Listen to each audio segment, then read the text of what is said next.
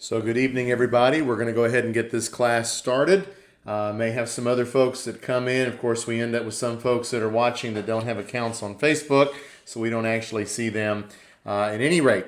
So just a couple of things to say as we get into this lesson this evening. One thing is that I've got my iPad beside me here on the table, and so if you've got some comments or questions you'd like to make during the course of the study, all you need to do is type those into the comment section, and I will see those and try to address those during the class this evening. That's one thing. The second thing I'd like to note is that this evening we have our final lesson in this series that we began doing quite a few weeks ago on the intertestamental period. Tonight we're going to be looking at Qumran and the Dead Sea Scrolls. That kind of ends this class for us. However, I will tell you that we've got something else coming up. We're going to get to that at the end of the class, discuss a little bit about what that is. So although this is the last Thursday night that we'll be doing the intertestamental period, it's not the last Thursday night that we're planning to have a Bible class. And so again, we'll talk about that as we get to the end of the class this evening. Got a lot of material to cover tonight, and so I'm going to try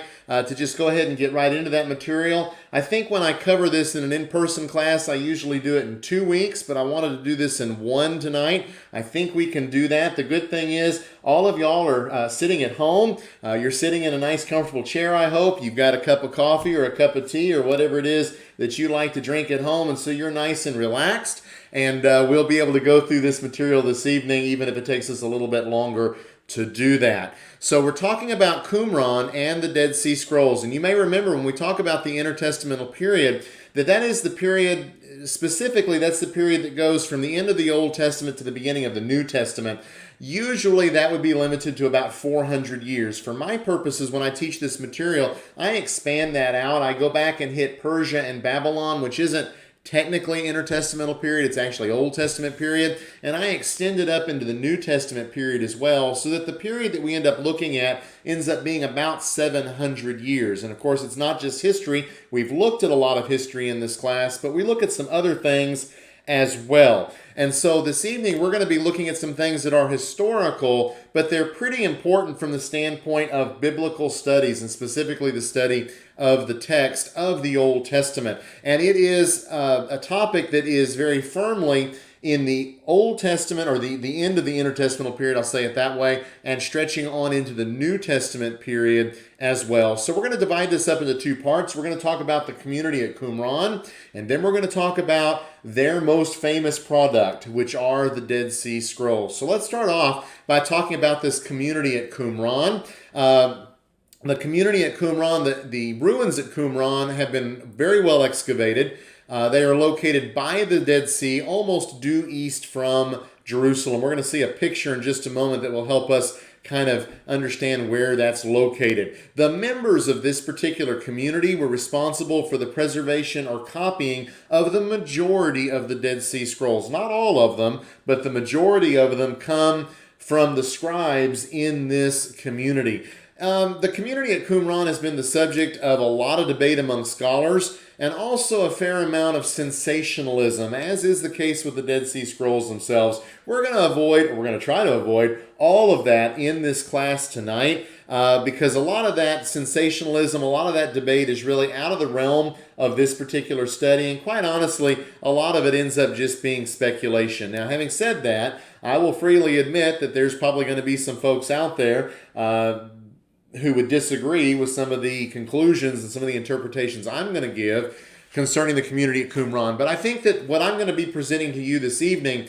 is pretty much a conservative approach to the community itself and to the Dead Sea Scrolls. All right, so I promised a photograph. Here it is. It's an aerial photograph that shows us Qumran. Of course, you can see that circled there in the lower part of the picture. Significant to get our bearings is you've got the Dead Sea on your left. You've got the wilderness of Judea on your right. Almost directly east of this point, off the photo, would be the city of Jerusalem. Of course, if the Dead Sea is on our left and the wilderness of Judea is on our right, we are looking south. So we're looking south. Qumran is at the beginning of that picture, and of course then we see all of that area out to the south of that. And you can see how the Dead Sea stretches on into the south as well. Again, Jerusalem would be dead east of this area. When you think about the wilderness of Judea, you think about this area of Qumran. It wasn't that people didn't live there, but it was not heavily populated. It wasn't heavily populated like Galilee was. It wasn't heavily populated like Judea was. It was a perfect place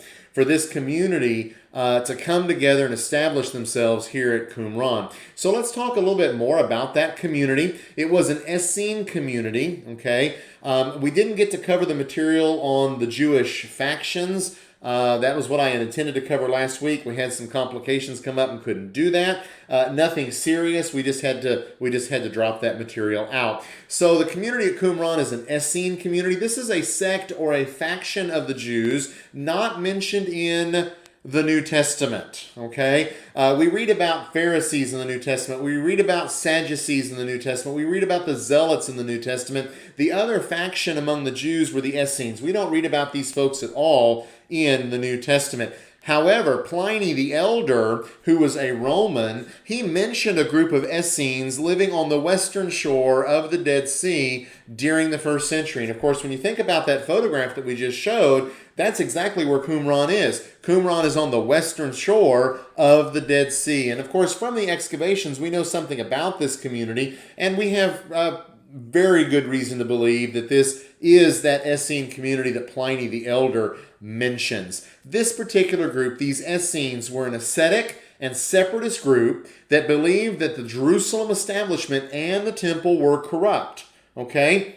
Now, these folks felt so strongly about that they withdrew from that part of society. So they're looking at what's going on up there in Jerusalem. They're looking at what's going on up there in the temple, and they're saying that's all a corruption of what God intended. And so they withdraw themselves from that, and at least a group of them establish their community here at Qumran by the Dead Sea. All right, so let's look a little bit about the history of settlement at Qumran. Not necessarily the Essenes, they come along later. But as far as settlement is concerned, we know that it's already settled during the 8th and 7th centuries BC because there's been a cistern there that's been uncovered, and it dates to the time of King Uzziah. And we can plug that very firmly in the 8th and 7th centuries BC. So that's long before the Babylonian captivity when Judah was still an independent state. Israel is still an independent state for a part of that period. The northern kingdom of Israel it is. So we've already got people living at Qumran during this period. From 131 to 31 BC, it was settled or resettled during the reign of John Hyrcanus. You may remember John Hyrcanus. We talked about him when we talked about the Hasmonean dynasty, that independent Jewish kingdom that was established during the intertestamental period. So it's settled during his reign, or resettled, I guess I should say it that way. But then there's an earthquake in 31 BC, and that destroys the community at Qumran, and it's going to lay in ruins and uninhabited for a brief period until 4 BC. From 4 BC all the way up to 68 AD, it's rebuilt. The community is rebuilt, specifically during the time of Archelaus. And then the community is destroyed once again, this time not by an earthquake, but by Roman soldiers on their way to suppress the Jewish revolt. We remember that we studied that in an earlier class where we talked about the Jewish revolt. Starts in 66 AD, goes all the way to 74 AD. The final, or one of the final battles of the Jewish revolt is fought at Masada, which is also down by the Dead Sea. But the community at Qumran is going to exist until 68 AD. At that point in time, these Roman soldiers who are moving up to suppress the Jewish revolt are going to pass by this community. They're going to destroy it on their way to suppress this revolt.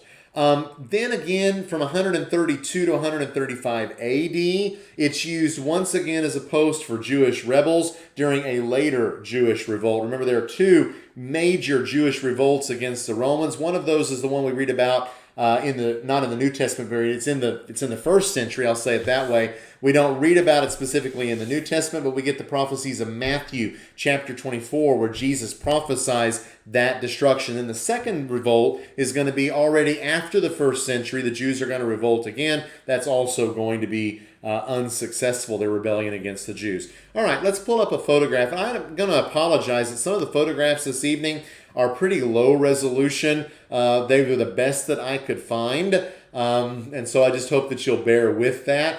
Some things to note on the map. We see the watchtower. We're going to see a picture of that and also an artistic rendition of the watchtower in just a moment. So the watchtower is located in this part of the community. There's this cistern that we talked about dating to the time of King Uzziah.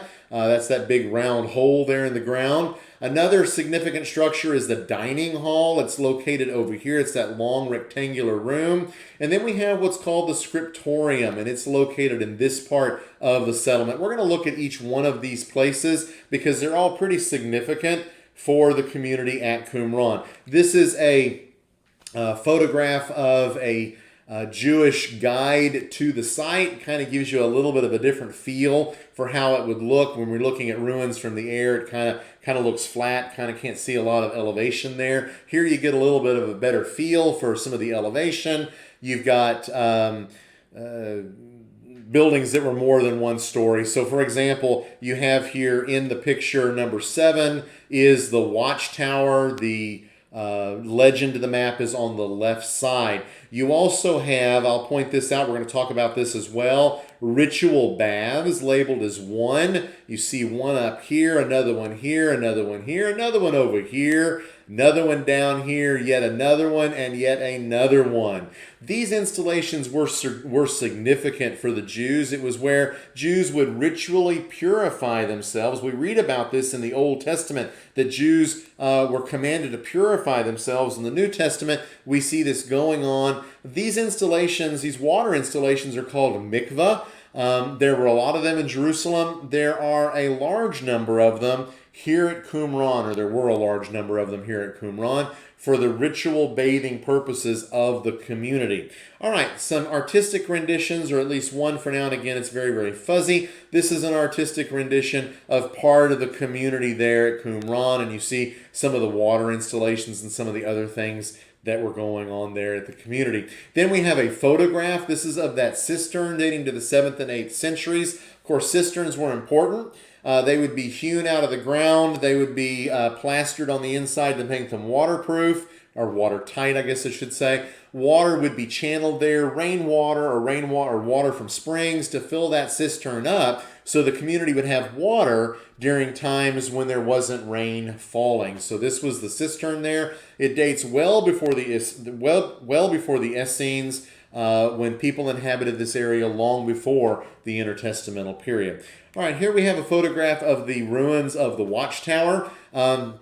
I like this photograph, for one, because it gives you an idea with people there, kind of the scale, and of course this hasn't been rebuilt to full height. But I also like this photograph because if you look very carefully, and I realize it may be grainy on your displays, but if you will look off in the distance, you can see the Dead Sea below you, and you can see those mountains in the distance. The watchtower was exactly what a watchtower is. It was there so that they could keep an eye on what was going on around the community. It was a walled community. It wasn't a fortified installation, but there were walls there so that they would have an idea if they were about to be attacked by bandits or whatever might come their way. These are the ruins of the watchtower. This is an artistic rendition of what the watchtower might have looked like at the time. So you do, again, get a feel for the fact that the ruins are very much smaller than what the original watchtower would have been. But from up there on top of the watchtower, you would have a good view at what's going on in the valley around you, and of course,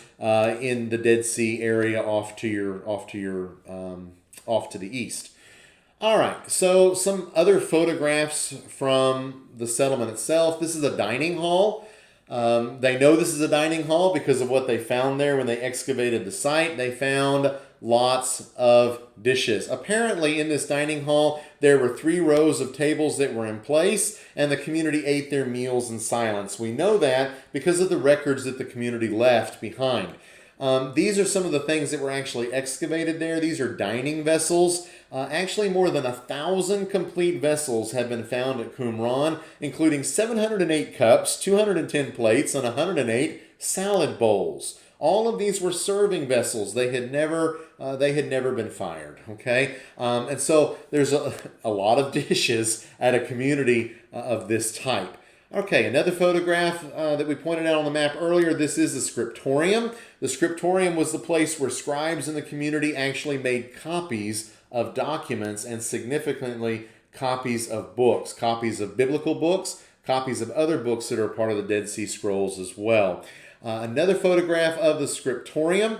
This is what's left of the stairs leading up to the second story of that building, and the scriptorium itself was actually located on that second story. So you would go into the building, there would be stairs that would go up to the second floor. That's where the scribes did their work. And they would have done their work in a room that looked something like this. So you have the stone tables, the stone benches. You have, the artist was nice enough to give us a rendition there of a document being copied, also an inkwell there. You've got some lighting on the walls and some light from the windows. The men who were involved in copying these documents would have spent hours in this room copying from a previous document to make a new document here in the scriptorium. Some other things that have been excavated at Qumran that also help us identify these rooms are inkwells, scribes' inkwells. Of course, if you think about the old quill pen that you would dip that in an inkwell, well, that's a form of writing that's been around for a while.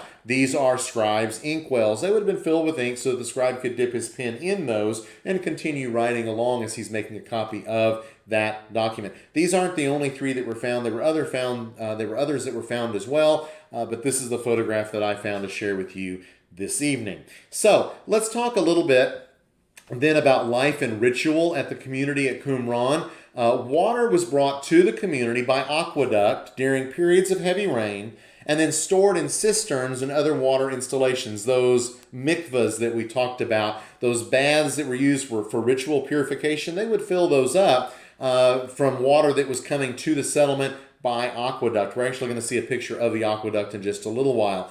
The residents of Qumran practiced immersion twice daily. So we think people in the ancient world didn't bathe that often. Probably a lot of them didn't bathe that often. But people in this community took ritual purity so seriously that they actually bathed immersion. They immersed themselves twice daily. Hence all of those mikvahs that we saw in the picture, because it would have been necessary to have quite a few of those so that the entire community could participate in this ritual purification. 7 or 8 of these have actually been found at Qumran. If you're thinking, why 7 or 8? There's some questions about one of those. Certainly at least 7 have been found, possibly as many as 8. Going along with life and ritual, something else to note is that the latrines for the community were located 1,600 feet from the settlement. Again, that was a result of strict adherence to ritual purity. If you're trying to do the math right now as to how far 1,600 feet is, I did that for you. 1,600 feet is almost 4.5 times the length of a football field. Or put differently, it's about 1/3 of a mile each way. So there were no toilets in the community. Toilets were outside of the community. They were 1/3 of a mile away from the community each way. So if you needed to go to the latrines, you were going to walk 2/3 of a mile one way or the other to get there. And again, this is how seriously the community here at Qumran took ritual purity. They wanted to make sure that those were well away from the community so that the latrines would not ritually pollute the community itself. All right, let's see some photographs. These are the remains of the aqueduct at Qumran. So you've got those stones there. That's your channel. You've got stones built up on the side, and it goes off into the mountains where it would catch rainwater that's coming down off the hills when there was heavy rain, and it would channel that to the community so that it could fill up the cistern, also so that it could fill up those mikvahs, those ritual baths. All right, here's a photograph of one of the mikvahs at Qumran. Again, to give you an idea, when we talk about ritual bathing, the Jews did that by immersion. There is good precedent for baptism among the Jews. You know, we read on the day of Pentecost that the people are all commanded to be baptized. We read that John the Baptist is telling people to be baptized. We don't see that very much in the Old Testament, at least not described in that way. But we get to the New Testament and there it is. And then, of course, when the gospel is preached, people are commanded to be baptized. They're commanded to be immersed. Jews would have been familiar with that because Jews were used to doing that in these ritual baths. And so you have the stairs that lead down into the bottom part, and water would have filled the bottom part. And in that place, a person could immerse themselves in a ritual way and then leave the mikveh. If you look at that and you think about what exists in a lot of church buildings, you begin to realize that there is definitely some similarities. The church building at North Beach, we have a baptistry. There are stairs that go down into it from one direction and stairs that go down into it from the other direction. And the person being baptized goes down into that water with the person doing the baptizing. They're immersed and then they climb the stairs up out of the baptistry. Here's another photograph of a mikveh at Qumran. This particular one, you may notice in the middle of that very large crack there. That's a result of the earthquake in 31 BC. It literally split the stairs like that. I'm not sure then whether that mikveh would have been in use, whether it was repaired. Apparently not. So probably not in use later, but it was uncovered when they did the archaeological examination of the site. Okay, so back to those latrines. It's not often that we get to talk about toilets in Bible studies, but we do when we're talking about the Essenes. Here we get their latrine area. It's circled off there in the distance. And this is a photograph that is taken from Qumran, from the community. So people are all living in the community, but when you need to go to the toilets, you're walking way out there, a third of a mile each way, okay? Again, why would people do that? They did that because they took seriously the idea that people were to take care of that physical need outside of the community, and they took that, these folks at Qumran took that very, very seriously. All right, so let's talk a little bit more about the community at Qumran. The evidence that's been gathered from the community cemeteries tell us a lot about the folks that were living there. First of all, the inhabitants were men. This was a male community. We talk about the Essenes that are living down by the Dead Sea. These are men. It's kind of like a monastery, okay? If we think about all the monks that are living out by themselves, that's kind of what's going on here at Qumran. There are a handful of graves of women and children that have been found, but archaeologists are convinced that these are actually later Bedouin burials. So the Bedouin, the Arab nomads that live in the area, as they're passing back and forth, someone in their caravan dies, they bury them, they buried them in this area as well. But as far as the community itself, they were men.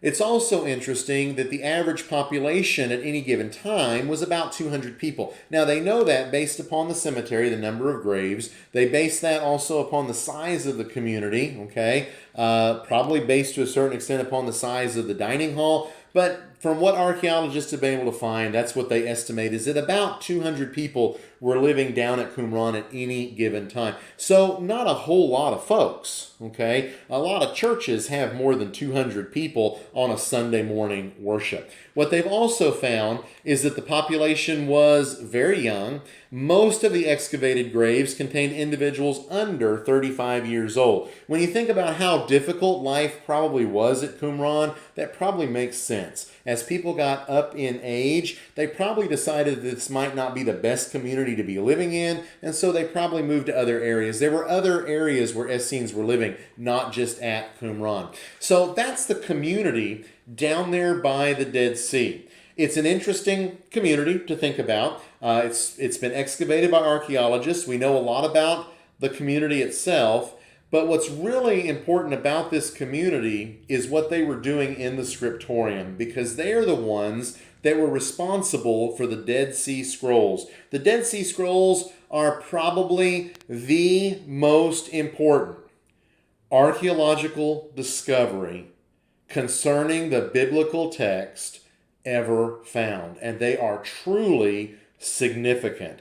These scrolls, the first 7 of these scrolls, were discovered accidentally in 1947 by a Bedouin shepherd.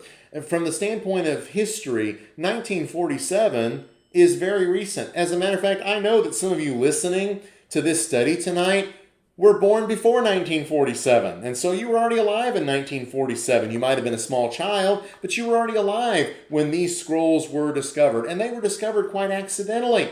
They had been squirreled away in these caves for centuries until they were found by accident. These first 7 scrolls were found in a cave near the Dead Sea and also near Qumran. After they were discovered, 3 were purchased by a man whose name was Eleazar Lipa Sukanik, and he bought those on behalf of the Hebrew University. Remember that this is in the early days of Israel. Lots of Jews have moved down to Israel after the Holocaust in Europe. Hebrew University is there. When this Bedouin finds these and Sukanik finds out about them, he purchases 3 of them for the university. 4 others, or the 4 others, I guess I should say it that way, were purchased by a man whose name was Mar Athanasius Samuel of the Syrian Orthodox Church. So 3 go to a Jewish individual, 4 end up going to a Syrian Orthodox individual. Then they're smuggled to the United States, but they're returned to Israel in 1954. A lot of what's going on here and why these documents are going back and forth is because of what's going on in that part of the world from a political standpoint. It's a very unstable period. These are significant finds, and so they get smuggled to the U.S., but we know they don't really belong to us, and so they end up going back to Israel in 1954. All right, so what are these scrolls, these first 7 that are found? The 7 scrolls of Cave 1. The first 3. The first one is the Manual of Discipline. The second one is the War of the Sons of Light. And the third one is the Thanksgiving Scroll. Now, all of those are non-biblical. These are not biblical books. Specifically, what they are books that were significant to the Qumran community, to the Essenes. So the Manual of Discipline is exactly that. It's a rule book. How does a community function? The War of the Sons of Light is an apocalyptic book. We'll talk more about that in a little while. The Thanksgiving Scroll is another book that comes out of this community. Then we have Scrolls 4 and 5. They are copies of Isaiah. We have Isaiah A and Isaiah B. These are biblical books, copies of biblical books. Then we have our 6th scroll, which is called the Genesis Apocryphon. Now, an apocryphon simply means that it's a rewriting of the book of Genesis. So it isn't the book of Genesis from the Old Testament, but it's a rewriting of Genesis. And so it's not as significant as a copy of Genesis itself, but it's still a pretty significant book to find. Then our 7th book is a commentary on the biblical book of Habakkuk. That's a significant find as well, because when people write commentaries, they tend to note the text that they're commenting on. And so that gives us a witness to the Hebrew text of the book of Habakkuk. Those are the 7 that are found in Cave 1, the first 7 Dead Sea Scrolls. From 1949 to 1956, additional fragments of 931 additional manuscripts are found in 10 other caves. So you kind of see what's going on here, right? Bedouin fella finds 7 scrolls. He discovers pretty quickly that people up there in Jerusalem at the Hebrew University and the Syrian Orthodox Church are willing to pay for these things. And so now, knowing where they've come from, people are looking in the caves for these documents, and they find quite a few of them. 931 during the first 7 years, okay? Now, some of those are fragments. Some of them are tiny fragments, but they're pieces of additional manuscripts. All right, a photograph to share with you. These are scroll jars from Qumran. These are the actual jars. Some of the actual jars. You can see that they've been put back together. The scrolls, some of the scrolls were kept in these jars for safekeeping. Okay, the scrolls were valuable. The community at Qumran recognized that. They made jars to store them in when they put them up in these caves. You might ask the question, well, why are they putting them up in the caves? They're putting them up in the caves because Judea is in revolt, and the community knows full well that the Romans aren't going to let that go on. And so they also recognize that the community at Qumran certainly is not a military installation, can't defend themselves, and they recognize how valuable these documents are. And so they store them away up in the caves so that hopefully, even if they all have to flee, even if they're killed or all killed or mostly killed, those scrolls are going to survive. And so that's why they're in these caves located in the area around Qumran. All right, some other photographs. You see some Dead Sea Scrolls there. Actually, what they look like as they're being found. That's a pretty pitiful state, isn't it? They've got dirt all among them. These were not stored in jars, or the jars broke over time. I don't know which the case may be, but they're found there in the cave. And then you see some other photographs there. Sometimes we think of the Dead Sea Scrolls as always being artifacts that are found in that state, that they would be significant portions of books. We need to understand that some of the Dead Sea Scrolls, some of those 931 fragments, are really just that. They're fragments. That doesn't mean they're not important, but clearly they don't contain as much text as these scrolls would. And so some of these are very, very small. All right, looking some more at these Dead Sea Scrolls. All of these scrolls date to the period from the 3rd century BC to the 1st century AD. So they're predating the coming of Christ all the way into the period after Christ has died, and has ascended back into heaven. The scrolls themselves are mostly written in Hebrew, but a few are written in other languages, specifically Aramaic and Greek. And those are the 3 languages that we think about when we think about Judea, Palestine during this period: Hebrew, Aramaic, and Greek. So most of them are in Hebrew, some are in these other languages as well. The texts themselves can be divided into 3 parts. There are the biblical texts. Those are the most significant for biblical studies, obviously. Then there are apocryphal and pseudepigraphal texts. Then there are commentaries. I said 3 groups, there's actually 4. Then there are commentaries like the Habakkuk commentary, a commentary. It's a book written about a book of the Bible. And then finally, we have these uniquely Essene documents. Those uniquely Essene documents tell us a lot about the community at Qumran and about the Essenes. And so they're significant from that standpoint. But most significant for us, from a biblical study standpoint, are the biblical texts and the commentaries. Beyond those, then, the apocryphal and pseudepigraphal books would be important from a historical standpoint, and the Essene documents would be important from that standpoint as well. Okay, other documents have been found in the general area and are often included loosely in the Dead Sea Scrolls. Okay, some of those documents have been found at Masada. They are contemporary with the Qumran scrolls. These are mostly written on leather. All right, let's talk a little bit more. These that are found elsewhere generally date to the period 70 to 135 AD and are quote-unquote documentary texts. What we mean by that is that these are marriage contracts, real estate deeds, business transactions. These documents are written on papyri. Now, you might ask yourself the question, you might ask me the question, why in the world are marriage contracts, real estate deeds, and business transactions stored away in caves around the Dead Sea? For the same reason that the community at Qumran does that with their library. These are important documents. You know, today, if I were to lose the deed to my house, I can go to the county registrar or the county office, whatever office takes care of that, and I can, I'm sure with a certain amount of hassle and a certain amount of fee paid, get a copy of my deed. In the ancient world, if you had a real estate deed, there wasn't an extra copy of that somewhere. If you lost that, you no longer had proof of ownership. If you had a marriage contract, we think that we're the first people that came up with prenuptial agreements. We're not. The ancient world had them as well. They had marriage contracts, exactly what was spelled out of the responsibilities of the parties, primarily financially, primarily dowries and things like that. And so marriage contracts were important. You didn't want to lose that. Business transaction, of course, that's pretty self-explanatory. Those are always important. Well, why are they in the caves? Because when Judea rebels against Rome, people realize these things are valuable. We don't want to lose these. So we're going to hide them in a cave somewhere. We can always go back and get them later. What's really sad is when we find these things, what it tells us is these people never came back for them. Okay? They squirreled them away in the caves for safekeeping so they wouldn't get burned up or whatever would happen when the Romans came through. But they didn't go back for the documents. So presumably, these people that hid these away were either carried off into slavery, died in the rebellion, for whatever reason, never got back down to the caves to get the documents.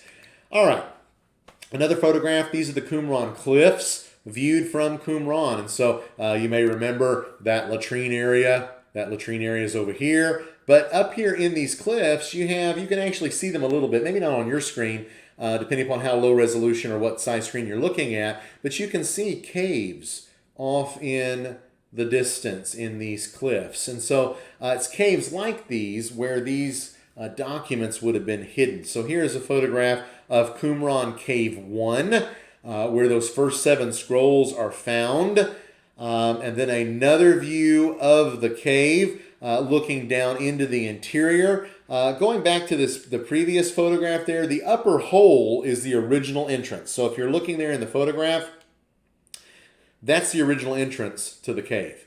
Well, what's down here? That's another hole that's made to facilitate excavations, because that's kind of a small and awkward hole to get into. And so the excavators built or dug another hole down here where they could get into the cave. So here's our interior view of the cave. You can kind of see down in there. And the scrolls would have been found in those places. Again, these scrolls survived for nearly 2,000 years hidden away in these caves. If we look at the view from the opposite direction, this time from Qumran Cave 1 back to the Dead Sea, you kind of get an idea for how they stayed hidden, because people aren't really going up into those mountains to explore caves. You know, exploring caves is kind of something that people do today because people have a lot of money and a lot of free time. Back in the ancient world, people didn't go into caves unless they had a particularly pressing reason to do so. Hiding documents, or hiding from enemies, or a shepherd who throws a rock, hears something break, and goes to investigate to see what it is. And then a whole bunch of other folks, when they hear, there are scrolls in the caves, we ought to go find them and see what we can find. All right, so among these scrolls is also a pretty interesting scroll, and it's called the Copper Scroll, and it is exactly that. It's a scroll made out of copper. It was found in Cave 3 in 1952. This particular scroll includes a list of 63 treasures hidden in the Judea desert. Okay, the total value of these have been appraised at $60 million. So it's not chump change. This is a pretty significant treasure. Well, 63 treasures hidden in different places, and they're described here in this copper scroll. Now, some people believe it to be a fake. Others say the descriptions are simply too precise for it not to be real. I will say this, the treasures of the Copper Scroll have not yet been found. And so can't really say the treasures aren't out there. All we can say is they haven't been found yet that we know of. All right, so here's a photograph, this time of Qumran Cave 3, where that Copper Scroll was found, and then a couple of photos of the Copper Scroll. So the Copper Scroll is housed in a museum in Amman, Jordan, and you can see the pieces of it right here. It's really kind of hard to tell, but those are actually kind of concave pieces. The scroll was made out of copper. It was metal, and it was rolled up. I had a question one time in the class whether the scroll was rolled up. Yeah, the scroll was rolled up. That's what made it a scroll, and in order for them to open that, they couldn't just unroll it because of all the time that had passed by, so they actually cut it in sections. And so that's what you see here in the museum, the sections of that scroll that have been cut. Now they're housed on display. You see here on the right side a close-up photograph of one of those leaves from the Copper Scroll, and of course the writing there is in Hebrew, okay, or in Aramaic, one or the other. All right, so what do we find in the Copper Scroll? So for example, we read this: in the ruin that is in the valley of Achor, under the steps, with the entrance at the east, a distance of 40 cubits, a strong box of silver and its vessels, with a weight of 17 talents. And then there are 3 letters there. The 3 letters at the end are in Greek, okay? They don't make a word. They're simply 3 letters in Greek. The rest of the text is in Hebrew or Aramaic. So this is what we find in the text. And if you look at that, that's actually pretty specific, okay? So there's some kind of a ruin in the valley of Achor. Under the steps in the ruin, with the entrance at the east, 40 cubits out, there's a strong box made out of silver, or a strong box of silver, and its vessels, and it weighs 17 talents, okay? Well, the general structure of the descriptions found in the Copper Scroll are a general location, and then a specific location, often with a distance to dig, and then what treasure is hidden in that location. The translation, by the way, I didn't do that. The translation is from a book, A New Translation of the Dead Sea Scrolls by Abegg, Cook, and Martin, published by HarperCollins. And so if you have a mind to just kind of see some of these inscriptions and what they read, you can pick up a copy of that book. It's in English. The problem with all of that, of course, is because so much time has passed, although it's very specific, it's very hard to identify it today. And so none of these treasures have been found that we know of. It's entirely possible that all of these treasures, or many of these treasures, were already found during the ancient period. You know, the thing about treasures is, if you find a treasure, you're not likely to share that fact with anyone because you don't want anybody coming along and stealing the treasure from you. And so you're probably not likely to tell people, hey, look what I found in the ruin in the Valley of Achor. All right, that's the copper scroll. It's kind of interesting that you have that. Again, why is all this stuff being hidden? Because the Romans are coming, and the Romans are going to steal everything they can. So let's take the treasures and hide them, but we need to make sure we can find them later, and so we're going to basically make a treasure map. The only thing lacking is X marks the spot. All right, so looking at the Dead Sea Scrolls, one of the other significant books is the War of the Sons of Light, or what's also called the War Scroll. It was found in Cave 1 in 1952. It's one of those original 7. Fragments of this work were also found in Cave 4. So that tells us that the community had not just one copy, but in fact had at least 2 copies of this particular book. The reason I talk about this book is because this particular book is apocalyptic literature. We've talked some about that in this class, and we talked about it if you're in my Revelation adult class on Wednesdays and Sundays. We talked about apocalyptic literature as well. The book of Revelation is the New Testament apocalyptic book. In the Old Testament, we have the book of Zechariah, we have the book partially Ezekiel, and partially Daniel, are all apocalyptic literature. There are 4 books of the Bible that are apocalyptic, but there's a whole lot of apocalyptic that's not biblical. From the 1st century AD, from the 1st century BC, 2nd century BC. This particular book is one of those examples of apocalyptic literature. It bears some superficial similarities to biblical apocalyptic literature, specifically the book of Revelation.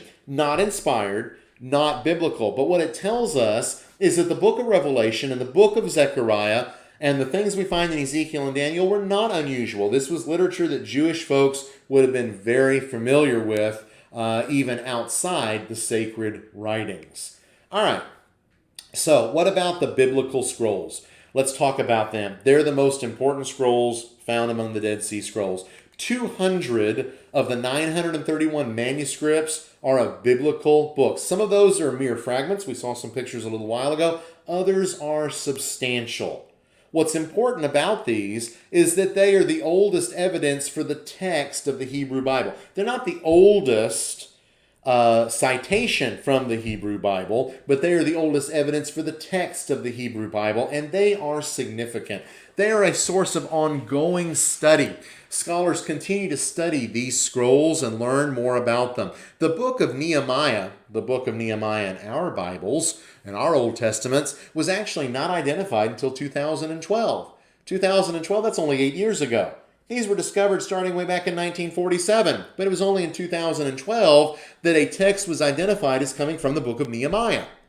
But what we do need to remember is that Ezra was found much earlier, and in Hebrew, Nehemiah and Ezra were one book. But as we divided in the English Bible, no portion had been found from Nehemiah before 2012, and then it was finally identified.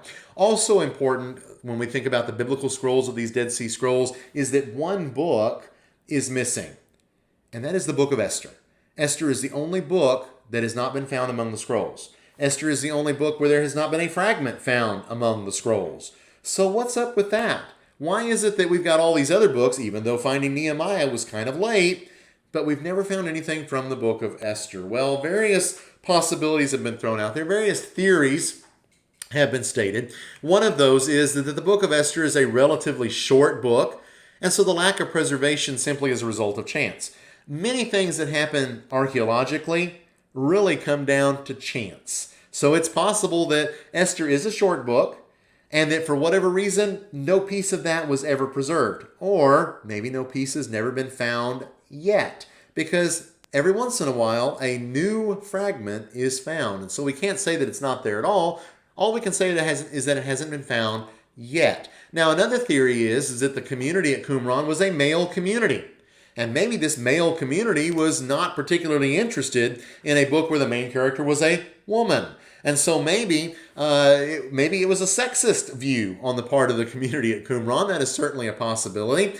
It's also possible that the community at Qumran was opposed to the story of Esther because the story of Esther is of a Jewish woman marrying a Gentile king. And remember, the folks at Qumran are very interested in ritual purity and maintaining the Old Testament, the law of Moses. In fact, they think the folks up there in Jerusalem, they think the folks around the temple are all a bunch of apostates. And so it's possible as they study and they read this book of Esther, they say, that can't possibly be from God. And so we're just not going to have a copy of that in our library.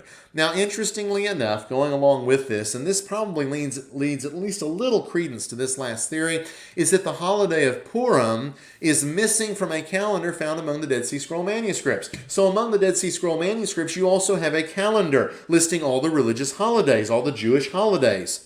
And among those holidays, there's no Purim. There's no Feast of Lots. Okay? The holiday of Purim is missing. Well, the holiday of Purim is established where? In the book of Esther. And so if you don't have it on your calendar, that probably means you don't accept that as a legitimate holiday, which might lean credence to the fact that you don't accept the book of Esther as a legitimate book. Now, the community at Qumran is not the community that decides what's inspired and what isn't. Jews elsewhere certainly considered the book of Esther to be an inspired book. And you may remember that in our class on Jewish literature of the period, we talked about the fact that Jews actually added some things to the book of Esther because they were kind of concerned about these problems or what they perceived to be problems in the book of Esther. And so they added some things to kind of fix those problems. But those additions were never accepted as canonical, as inspired by the Jews. All right, so let's move on past Esther and let's look at the great Isaiah scroll, okay? Very pixelated. I'm very, very sorry for the poor quality of that. But when you see that scroll, you see there's a world of difference between that and the fragments that we looked at earlier. That's a significant scroll, and this is called the Great Isaiah Scroll. Another example of a scroll is the Psalm scroll. Again, very well preserved, but you can also see that there's been damage along the bottom where text is missing, okay? But the letters are very legible, and the scroll itself is in pretty good shape. This is one of the best preserved of the biblical Dead Sea Scrolls. It was kind of interesting. A few years back, here in Fort Worth, the Southwest Baptist Theological Seminary actually had an exhibit on the Dead Sea Scrolls. And you could go down and you could go through the exhibit, and they had some actual scrolls there that you could see. That was a fascinating opportunity. I know that some of the folks at Beach went down there and got to see that. I know others didn't know about it. I wish that we had all known about it and all gotten to go down there and see those scrolls, because it's just not something you get to see very often, certainly not in Dallas-Fort Worth at any rate. All right, so what about the Dead Sea Scrolls? The Dead Sea Scrolls are very significant for biblical studies. They give some amount of insight into the thinking of some Jewish people during the decades before Christ, as well as the first century A.D. But most importantly, they are an important witness to the text of the Old Testament. They are about 1,000 years older than our previous oldest copies of the Old Testament in Hebrew. And they are significant for studies and reconstruction of the text itself. So let me pull up a chart. You've seen this earlier in a different class where we talked about the Septuagint. This is the Masoretic text, okay? That had previously been our oldest Hebrew text. It dates to 1000 AD. That is not a typo, okay? That is an accurate date. They date to about 1000 AD, the Masoretic text. Our Old Testaments today are translated almost entirely from the Masoretic text. The Masoretic text is a good, trustworthy text. Don't get me wrong. Very trustworthy text. It had been faithfully copied over the centuries, but it is 1,000 years after the time of Christ, and significantly, it's 2,500 years, 2,500 to 1,500 years after the Old Testament was written. Well, what the Dead Sea Scrolls did for us is that they gave us a witness in Hebrew that dates before 68 AD. So the Dead Sea Scrolls the texts of those scrolls could be compared to the Masoretic texts. Well, of course, we throw in conjunction with that some other texts that we talked about. The Septuagint in Greek, that's a translation, dating from the 3rd century BC. Then the Old Testament in Syriac, called the Peshitta, dating to about 200 AD. And then the translation into Latin, dating to 300 to 400 AD. The Peshitta and the Latin are significant, but not nearly as significant. Let me see if I can go backwards. Not nearly as significant as the Septuagint and now the Dead Sea Scrolls. Because now we have scrolls that date to roughly the time of Christ, the 1st century, some of them are a little bit older than that are in Hebrew, that give us an idea of what the Hebrew text looked like during that period. And so it has given us some insight. Let me go back forward. Some insight in the text. Let's talk a little bit about this.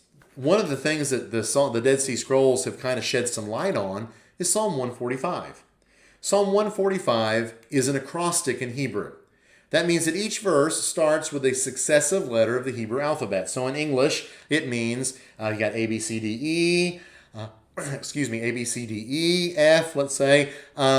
Each verse would begin with a word that starts with A. Then the next verse begins with a word that starts with B, and then C, and then D, and then E, and then F, all the way till you get down to Z. That would be an acrostic in English. An acrostic in Hebrew does the same thing, with each verse starting with the next letter in the Hebrew alphabet. Now, the Masoretic text of Psalm 145 has only 21 verses, but Hebrew has 22 letters. Now, I will freely admit that some acrostics don't use all letters, okay? But most do, and many do. And so the fact that there's only 21 verses in the Masoretic text, but Hebrew has 22, might make us sit up and take note. Some texts have an extra verse at the end of what is usually verse 13, but before verse 14. Specifically, it's one Hebrew manuscript. The Septuagint, that's that translation into Greek, 3rd century BC. The Peshitta, that's the translation into Syriac, 2nd century, I think was the date on that, 200 AD. And then the Dead Sea Scrolls. The copy of Psalm 145 has an extra verse there. That's dating to roughly the 1st century. So, how does that look? Well, let's pull it up. If you use an ESV, many of you do at Beach, not everybody, you know that I do. The ESV in Psalm 145 says this, verse 13, "Your kingdom is an everlasting kingdom. Your dominion endures throughout all generations." By the way, Hebrew acrostics don't come across as acrostics in English by and large. Then we have this addition, and it's in red, and it's in parentheses. "The Lord is faithful in all his words and kind in all his works." That's a text that we find in the Septuagint, in one Hebrew manuscript, in the Peshitta, and in the Dead Sea Scrolls. Then verse 14, "The Lord upholds all who are falling and raises up all who are bowed down." So there's a note in the ESV telling you what's going on there. It's taking the text that's found in the Dead Sea Scrolls and it's putting it here in this place. It's restoring it to this place in the text. Now, if you have a New American Standard, your New American Standard doesn't have that. The New American Standard says your kingdom is an everlasting kingdom.